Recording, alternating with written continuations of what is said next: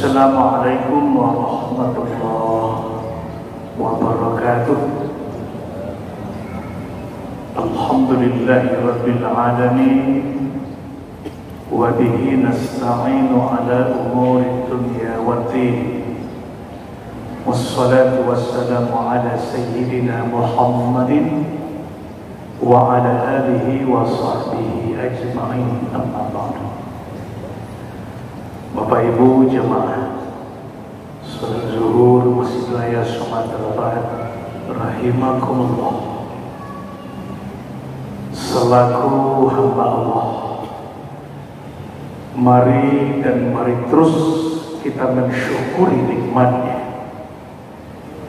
Salah satu upaya kita mensyukuri nikmat Allah adalah dengan meningkatkan kualitas dan kuantitas ibadah kita kepadanya.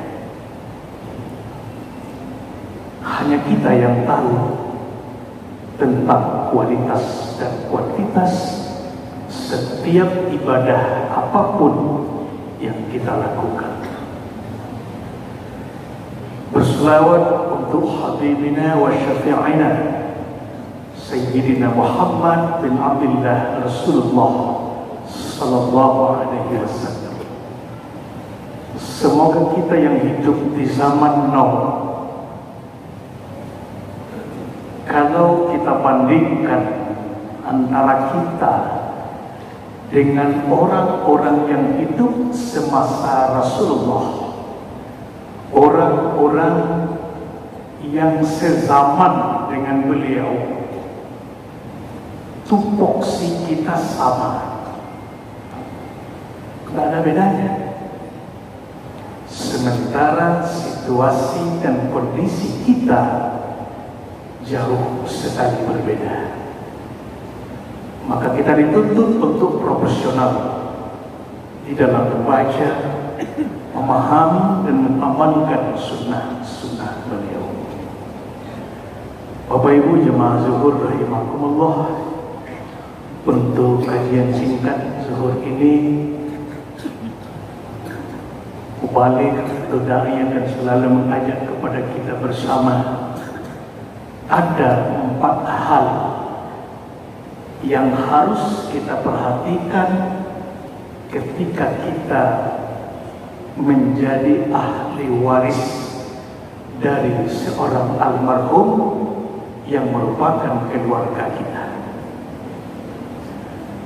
4 hal ini adalah tugas pokok wajib kita.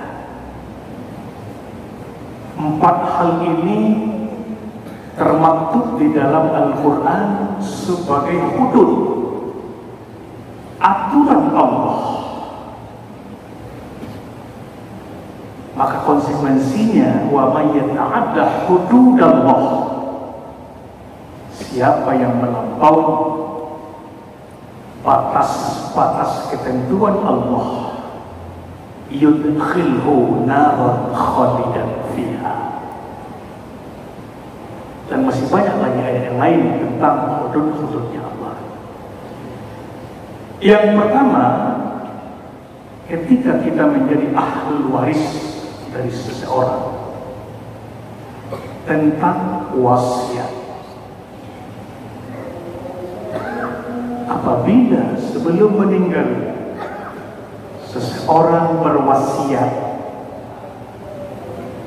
kepada orang-orang yang berhak, yang boleh diberikan wasiat kepadanya, maka kewajiban ahli waris adalah mendistribusikan, memberikan sesuai dengan apa yang diwasiatkan itu.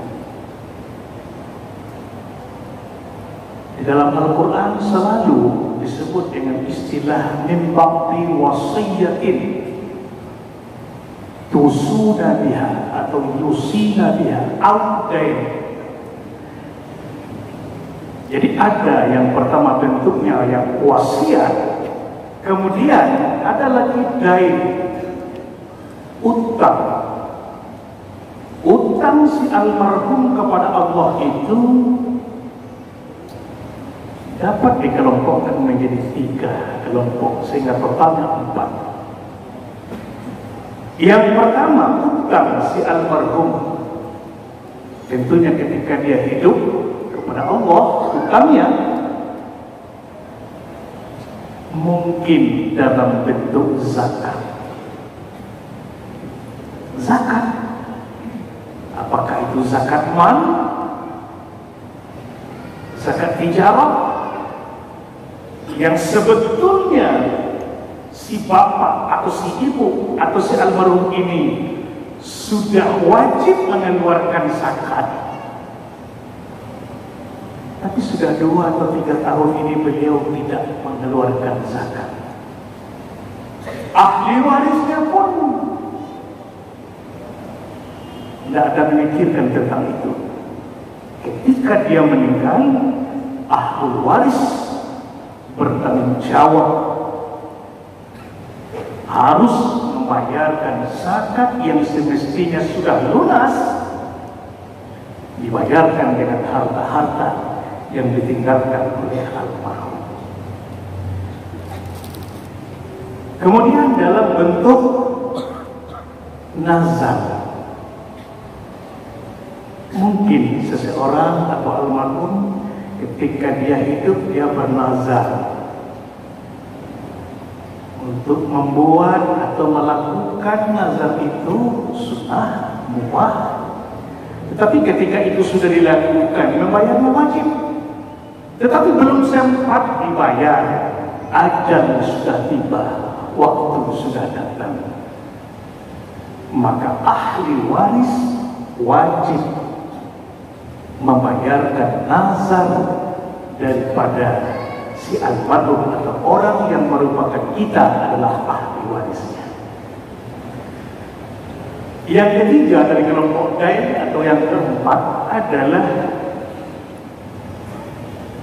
dalam bentuk kifarat, denda. Denda ini apa? Ada suatu pelanggaran yang pernah dilakukan.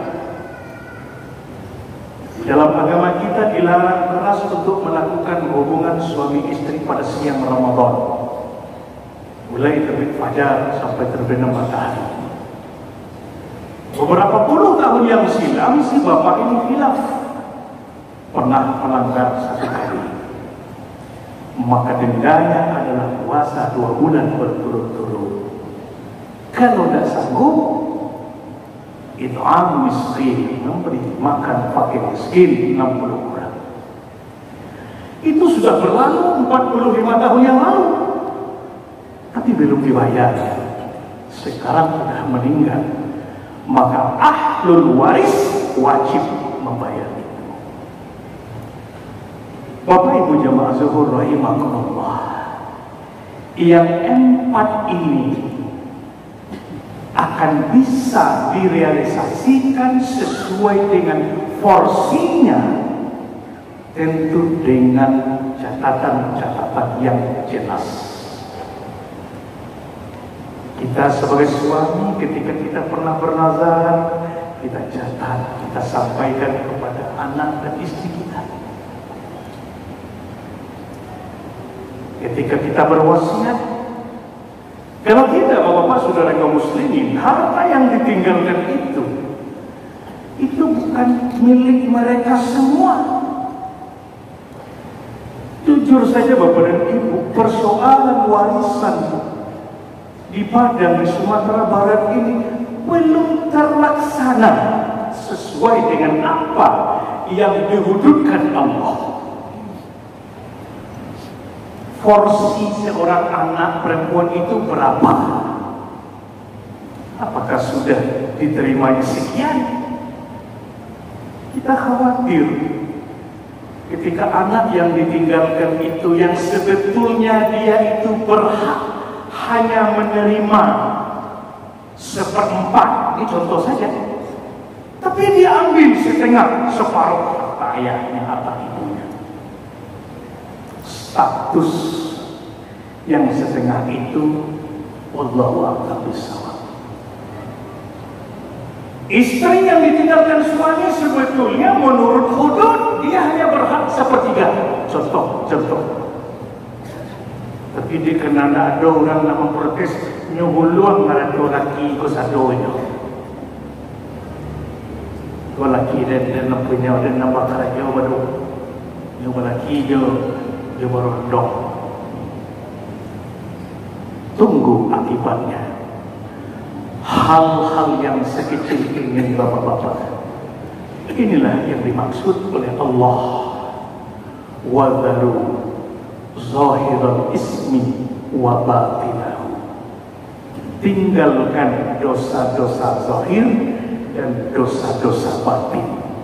Dosa batin adalah dosa-dosa yang menurut dia itu tidak berdosa, tetapi itu merupakan penyebab dari dia melanggar aturan Allah. Innal ladzina yaksibuna isma, orang-orang yang melakukan perbuatan dosa itu sayujzauna bima kanu yaktadifun. Mereka pasti akan dibalas. Nah, untuk itu tentang harta, tentang anak-anak tidak bisa main-main. Ya, tidak ada istilah harta yang didapat itu tidak diketahui oleh mereka.